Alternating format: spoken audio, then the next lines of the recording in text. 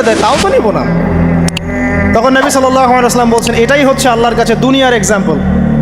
ওই মৃত গাধা তোমাদের কাছে যতটা না ইম্পর্টেন্ট, যতটুকু মূল্য রাখে, আল্লাহর কাছে এই দুনিয়া তার চেয়েও কম মূল্য রাখে। তো এই দুনিয়াতে তো সব ফয়সালা হবে না। আমরা তো হতাশ হয়ে যাই না যে দুনিয়াতে এমন কেন, এটা কেন, ওইটা কেন। দুনিয়া এটারই জায়গা। দুনিয়া সব কিছুর কনক্লুশনের জায়গা না, সব কিছুর পরিসমাপ্তির জায়গা হচ্ছে কিয়ামতের মাঠ। ওই দিন যে সফল সে সফল, যে ব্যর্থ সে ব্যর্থ। দুনিয়ার বাড়ি গাড়ি, স্ট্যাটাস, চাকরি বাকরি, ইজ্জত সম্মান, এটা সাফল্য ব্যর্থতার মানদণ্ড নয়, চূড়ান্ত মানদণ্ড নয়। চূড়ান্ত মানদণ্ড কি? ফামান যুহজিহা আনিন নার ওয়া উদখিলাল জান্নাহ ফাকাদ ফাজ। যাকে জাহান্নাম থেকে বাঁচানো হবে, জান্নাতে প্রবেশ করানো হবে, পুলসিরাত পার হতে পারবে, এই একমাত্র ব্যক্তি সফল।